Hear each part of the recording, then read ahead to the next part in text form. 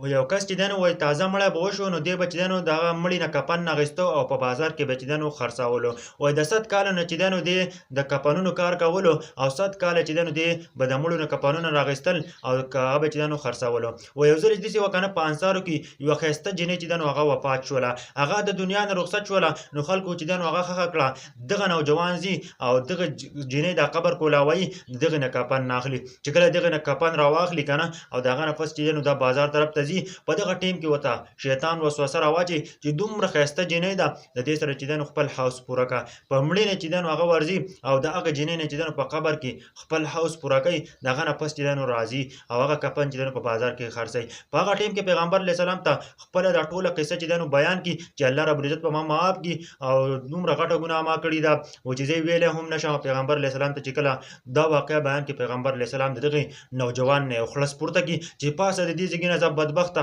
تا له چې دی نو ستا زړه دومره سخت شوی دی چې ته راځې که نه په قبر کې چې دی نو د یوې زنانه سره چې دی نو زنا کې، ځکه که نه چې په قبرستان کې ته دا کارونه کوې. د هغه نه پس هغه نوجوان چې دی نو په ژړا باندې ځي، یو ځنګل طرف ته ځي، د الله پاک نه غواړي چې یا ربه ما معاف کړه او استغفار ورته وایي چې یا ربه ما معاف کړه. 40 ورځې چې دی نو دا په دغه ځنګل کې جاړي او بیا وایي که نه وایي یا ربه که تا زه معاف کړی یم که نه نو پیغمبر علیه السلام او صحابه کرامو ته ووایه. پس دغه نوجوان ورته وایي که نه وایي که ته چېرته ما نه معاف کړې نو داسې چل وکړه د اسمان نه یوه شغله راووله او ما چې دی نو ما په دغه شغله باندې وسېځه او بالکل چې دی نو ما به د جهنم د اور نه وساته، جهنم په اور باندې ما مه سېځه.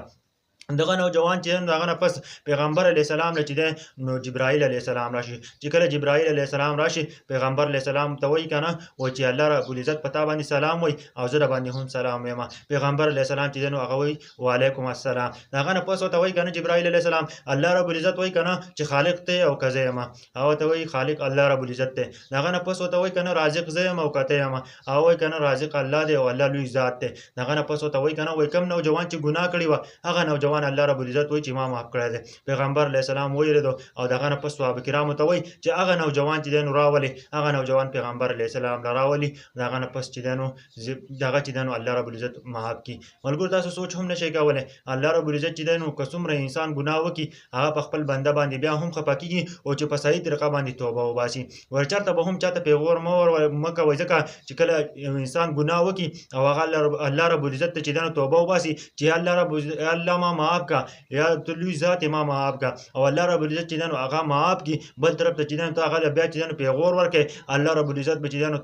ستا نه هغه ګناه ضرور کوي. ځکه وایي چې د حضرت محمد صلی الله علیه وسلم یو حدیث دی چې کله یو انسان ګناه وکړي او هغه د الله نه رب العزت نه چې دی نو معافي وغواړي، الله رب العزت دا معاف کړي، بیا انسانان چې دی نو دې ته پیغور ورکوي، الله رب العزت چې دی نو ضرور چې دی نو دغه ګناه د هغه پورې چې دی نو دا نه وجني د څو پورې چې دی نو د دې نه دغه ګناه نه وي کړی. نو کوشش کوئ چې څومره هم پښتانه ورونه یې ګوره چېرته به هم چې دی نو بالکل چاته پیغور نه ورکوئ. کېدای شي چې دې چې کومه ګناه کړله او الله رب العزت دغه ګناه معاف کړي نو بالکل به چې دی نو چاته پیغور نه ورکوئ یار. چې څومره هم پښتانه ورونه یې دا ویډیو شیر کړئ او ټولو پښتنو ته ضرور ورسوئ یار. دا یو واقعه راغلې وه، په دې باره کې تاسو څه وایئ ښه غوندې کمنټ ضرور وکړئ او زما د چینل ورسره ضرور سبسکرایب کړئ، پیج ورسره ضرور فالو کړئ او بالکل چې دی نو په دې خبرو ضرور عمل وکړئ. که څومره غټه نه غټو ګناه وکړئ خو بیا به هم چې دی نو تاسو توبه الله رب العزت ته وباسئ،